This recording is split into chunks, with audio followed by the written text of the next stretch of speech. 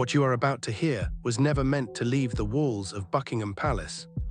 One sentence, 8 words, and a silence so powerful it fractured the British monarchy from the inside. By the end of this story, you'll understand why nothing about the royal family will ever be the same again. In the gilded heart of Buckingham Palace, time itself seemed to falter, as though the centuries-old walls had drawn a sudden, collective breath. Moments after Catherine spoke just a handful of quiet yet chilling words, even the most seasoned palace officials were left utterly paralyzed. Faces drained of color with alarming speed, hands trembled uncontrollably. Breath caught in throats that had once delivered state secrets, wartime briefings, and constitutional declarations without a single flicker of doubt. This was not merely a statement uttered in passing. It was a revelation, one powerful enough to crack open a royal code forged over centuries, designed to survive wars, scandals, abdications, and the slow erosion of public faith. What did Catherine say, and why did it leave the monarchy shaken to its very core? Before we unravel what this moment truly means for the royal family, and why its consequences may echo far beyond palace walls, remember to subscribe. This story is still unfolding, and what comes next could change everything we thought we knew about the crown. From the instant the meeting began, the air inside the chamber had been thick with unease, heavy with unspoken tension. Yet no one, no matter how long they had served the crown or how many crises they had endured, could have anticipated the storm Catherine would unleash with a single sentence. Those closest to the monarchy were visibly shaken. A long-serving palace aide, a man renowned for his composure even during the frantic preparations surrounding the Queen's funeral, reportedly collapsed into a chair, his face turning as white as parchment. Another official clutched a leather-bound folder so tightly that the thick paper tore beneath the pressure of his grip, betraying a fear he could no longer contain. As Catherine's words echoed through the chamber, a silence fell so absolute it seemed to smother even the rhythmic ticking of the ornate grandfather clock standing sentinel in the corner. Eyes darted nervously from face to face. Lips quivered, half-formed words dying before they could escape. No one spoke. The grandeur of the room, the towering ceilings, the polished gold trim, the solemn portraits of monarchs long dead, suddenly felt hollow, like the ornate shell of a monarchy that had just been gutted from the inside. At the very center of it all stood Prince William, silent, motionless, stripped for once of the authority that usually seemed to settle effortlessly on his shoulders. He did not speak, he did not move. His eyes, normally steady, disciplined, and commanding, were now glazed with something far more unsettling: disbelief, pain, and perhaps beneath it all a trace of guilt he could no longer suppress. He did not turn toward his wife. He did not meet the gaze of the officials surrounding him. Instead, he stared into nothing, as though the weight of the moment had pinned him in place. And that silence, emanating from the future king himself, spoke louder than any declaration ever could. It was the silence of a man confronted with a truth he could no longer outrun. For months, a quiet tension had been building behind palace doors, festering in corridors where whispers traveled faster than footsteps. What began as hushed murmurs slowly hardened into warnings. Private meetings stretched longer, voices rising behind closed doors, calm discussions devolving into sharp arguments no one could fully contain. Yet through it all, there was one assumption everyone clung to: Catherine would never go this far. She would never dare fracture the fragile illusion of unity the royal family had spent generations perfecting and defending at all costs. The monarchy had survived by projecting harmony, even when reality told a different story. They believed she would play her part as others had before her. They were wrong. When Catherine finally spoke, her tone was not emotional. It was not desperate. There were no tears, no cracks in her voice, no outward signs of strain. Instead, it was calm, measured, almost surgical in its precision, and that composure made her words all the more chilling. There was no plea for understanding, no hesitation, no searching for the right phrasing, just clarity unfiltered and unyielding. Her voice cut through the room like a blade slicing effortlessly through silk, leaving devastation in its wake. "I won't lie for him anymore." 8 words, that was all it took. 8 words delivered without tremor, yet powerful enough to unravel an illusion the monarchy had worked relentlessly to preserve. Behind those words lay a flood of secrets, truths buried beneath layers of protocol, tradition, and carefully crafted silence. Secrets the palace had guarded fiercely, secrets Catherine herself had protected for far too long, sacrificing pieces of herself in the process.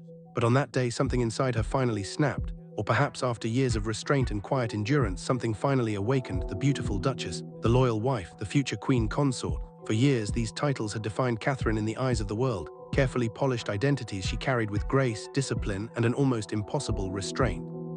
She had mastered the art of composure, of smiling through scrutiny, of embodying stability for an institution that demanded perfection at all times. But in that moment, those titles fell away. Catherine was no longer performing a role. She had drawn a line, firm, unmistakable, and irreversible. And once drawn, it was not a line she would ever step back from.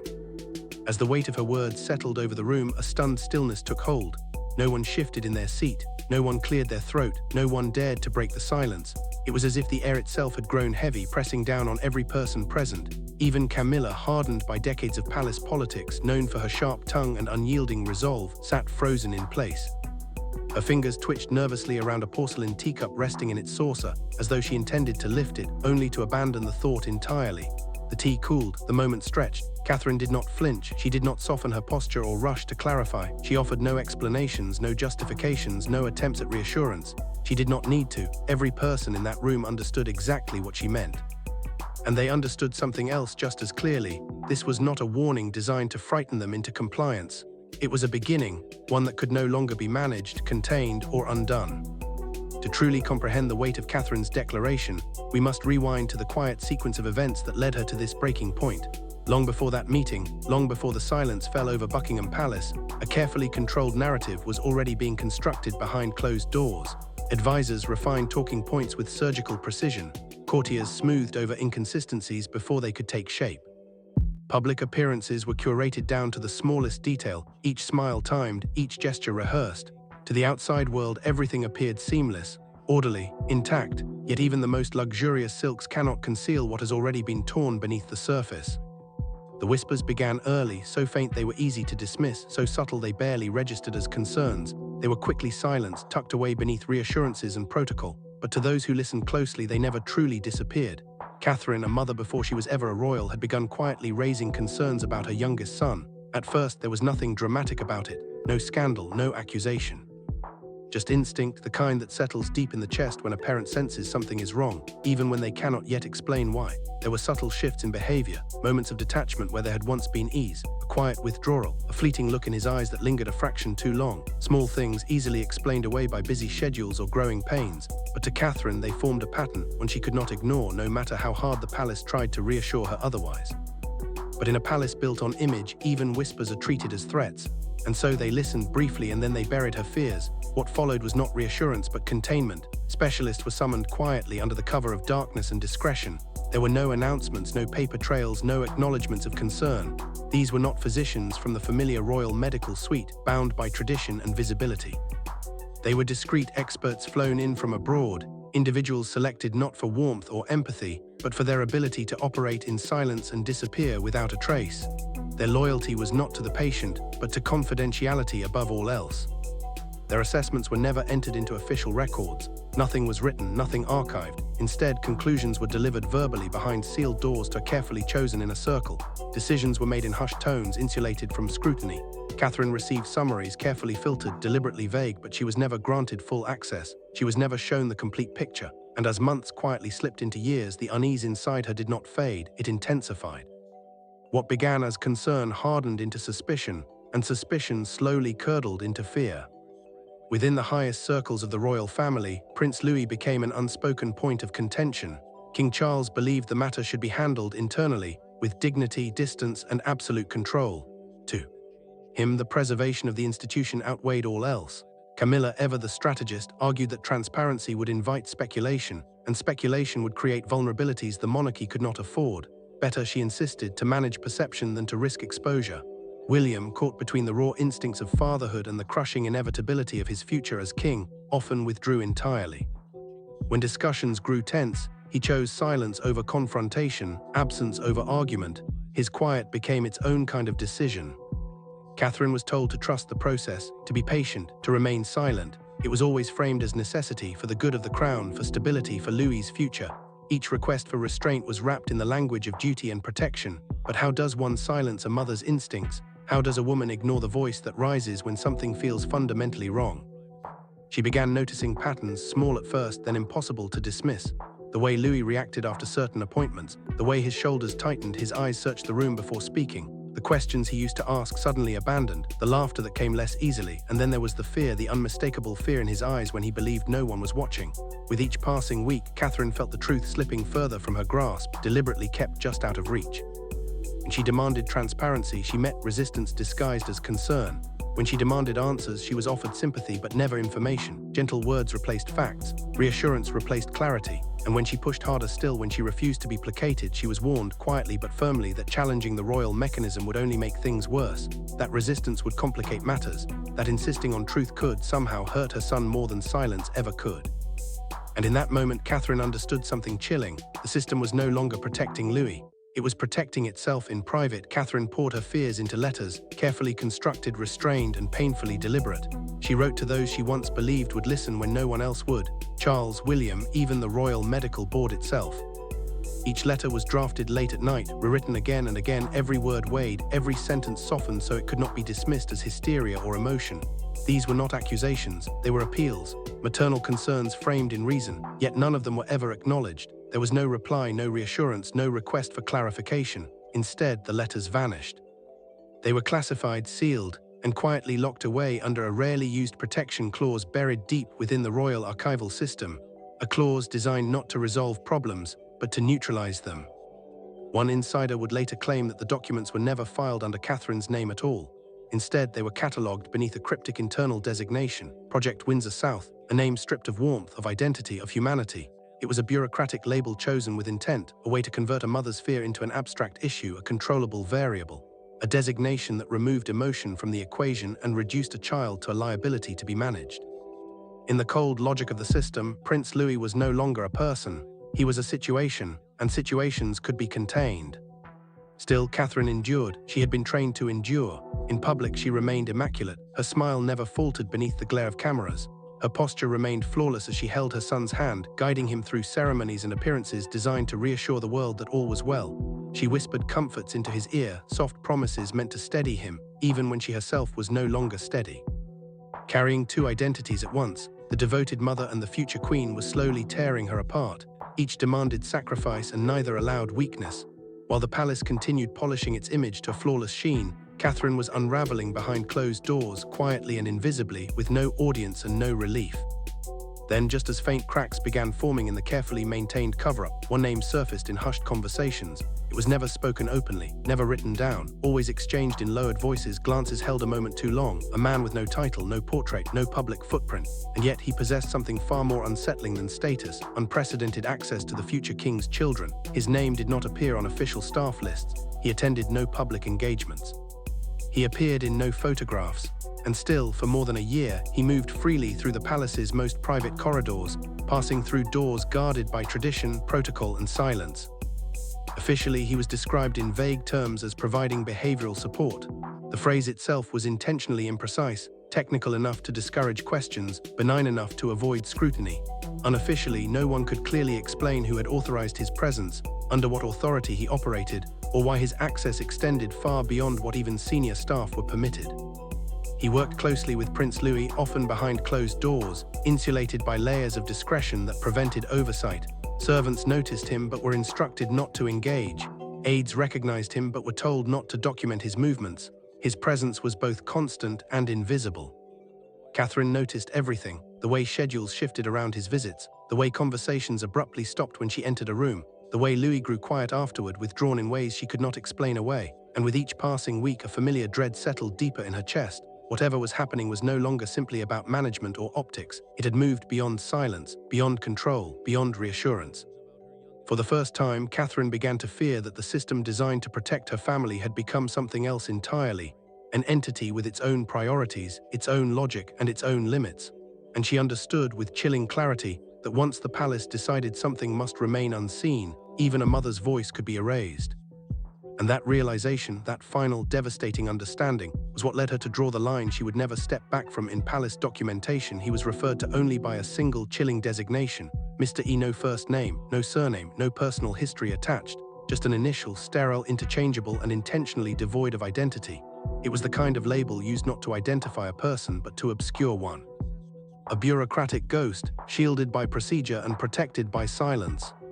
To Catherine, Mr. E quickly became the living embodiment of everything the monarchy was doing wrong. Official briefings described him in glowing, impenetrably clinical terms: a developmental specialist with international accolades in cognitive resilience training. The language was precise, authoritative, and deliberately reassuring. It was designed to end questions, not invite them. But Catherine had learned that official language often concealed more than it revealed. Quietly, without alerting the palace, she began her own investigation, leaning on old contacts, private researchers, and fragments of information never meant to connect. What emerged was deeply disturbing. Mr. E had ties to controversial behavioral conditioning programs operating abroad, programs that had drawn scrutiny for invasive psychological practices and ethically dubious methods, clinics known not for healing but for compliance, institutions infamous for sidelining parental involvement and prioritizing measurable outcomes over emotional safety. Catherine was horrified. The changes in Louis did not arrive suddenly. They unfolded gradually, disguised as improvement. What palace advisors praised as discipline, Catherine recognized as withdrawal. The playful, curious child, the boy who once laughed without restraint and filled rooms with questions, began to fade. He grew distant, watchful, excessively obedient in ways that felt unnatural for a child his age. He flinched when Catherine raised her voice, even in moments of excitement or concern. He avoided eye contact with William altogether, shrinking inward during interactions that once felt effortless. But it was the language he began using that terrified her most. More than once, Louis referred to Mr. E as the man who fixes mistakes. The words echoed in Catherine's mind long after he spoke them, cold and clinical, utterly devoid of childhood innocence. Children did not frame themselves as mistakes unless someone had taught them to. In that moment, Catherine knew, with a clarity that left her breathless, that something was profoundly wrong. When she raised her concerns, the response was swift and dismissive. Camilla defended Mr. E with calculated confidence, citing endorsements from international royal households, families she noted pointedly who understood discipline and had no patience for sentiment. Charles echoed her position, framing the situation as unfortunate but necessary, a matter of structure and control. And William said nothing. He neither defended Catherine nor challenged the decision. He chose silence. He looked away, and that silence, heavy, deliberate, unmistakable, cut Catherine more deeply than any argument ever could. It was the moment she realized she was no longer fighting alongside her husband, but standing in opposition to the institution he was preparing to lead. The tension finally detonated during a private council meeting, sealed from staff and scrubbed from official records. Catherine did not soften her voice. She did not hedge her demands. She called for Mr. E's immediate dismissal and full, unrestricted access to every therapy report, assessment, and internal communication related to Louis. Camilla refused without hesitation. What followed was later described by those aware of it as cold fury behind closed doors. Catherine accused Camilla of reducing her son to a case study, an experiment managed for convenience rather than a child deserving protection. Camilla retaliated, accusing Catherine of endangering the monarchy by allowing emotion to override discipline, control, and duty. The exchange was brutal, precise, and utterly unforgiving. No one intervened, not the advisors, not the council members, not the physicians, and not William. In that moment, standing alone, unheard and overruled, Catherine understood a devastating truth. The battle was no longer about one man or one program or even one child. It was about whether the monarchy still recognized the difference between guidance and coercion, between protection and control. And as the room fell silent around her, Catherine realized she was done asking for permission. She was ready to expose what the palace had worked so hard to keep unseen. That was the moment Catherine stopped pleading and began preparing. Quietly, methodically, she started collecting evidence, not in bursts of anger, but with the calm precision of someone who understood that truth, if it were to survive, would need proof. Emails were copied and stored beyond palace servers. Session logs were photographed, transcribed, and hidden. Testimonies were gathered from junior staff members who spoke only in whispers, glancing over their shoulders as if the walls themselves were listening. What emerged was not confusion or mismanagement. It was coordination, a deliberate effort to obscure the true extent of Mr. E's access, authority, and influence. One piece of internal correspondence stood out above all the others. It was brief, clinical, devastating in its clarity. Contain Catherine. If she speaks, we lose control of the Windsor narrative. There was no concern for Louis, no reference to well-being, only optics, only control. That single sentence stripped away any remaining doubt. It was not misjudgment, it was strategy. And in that moment, Catherine understood that she was no longer viewed as a mother, but as a liability. Then came the night that shattered what little restraint she had left. It was meant to be a routine family gathering, carefully staged to project warmth and normalcy. Laughter echoed softly through the rooms, glasses clinked, conversations flowed with rehearsed ease, everything looked as it should until it didn't. From a shadowed corridor, Louis emerged barefoot, trembling, clutching a torn paper crown and a broken toy sword. His steps were uneven, his breathing shallow. His eyes were wide with something far beyond fear. His voice, when he spoke, was barely a whisper. "They said I'm not allowed to be real anymore." The room fell silent. No one recognized the phrase, no one understood it, but Catherine did. Her attention dropped immediately to his arms, his shoulders, the way he held himself. And then she saw the bruises, faint, strategically placed, the kind easily explained away by accident, easy for anyone but a mother to miss. Her heart stopped. She demanded answers. A fall, they said, a stumble during play. Louis shook his head slowly, almost imperceptibly. They said not to tell you. That was the moment Catherine broke, not with screams or hysteria, but with something far more dangerous. Resolve. She demanded the security footage, not later, not tomorrow, immediately. Hours passed. When the footage finally arrived, it was meaningless, an edited clip of an empty hallway, no timestamps, no audio, no trace of the child who had walked through it moments earlier, a technical malfunction, they said. Catherine didn't raise her voice, she didn't argue, she knew better. She went straight to Camilla and spoke with a calm that cut deeper than fury. "This is not protection," she said evenly, "this is betrayal." From that moment on, nothing held together. The silence fractured, the illusion collapsed, and the machinery that had worked so carefully to contain Catherine began to fail, because the one thing it had never accounted for was a mother who had nothing left to lose. From that moment, everything unraveled. Plans had already been set in motion long before Catherine realized how close she was to losing her son. Louis was to be sent abroad, quietly and permanently, to a remote institution described in official briefings as a wellness retreat. The language was gentle, reassuring, designed to soothe public concern should questions ever arise. But buried beneath the euphemisms was something far more chilling: isolation, removal, control. The paperwork had already been finalized, transport schedules approved, consent forms filed, and there at the bottom of the documents was Catherine's signature, a signature she had never given. It had been replicated, authorized, and processed without her knowledge. When she confronted the palace legal counsel, she expected resistance.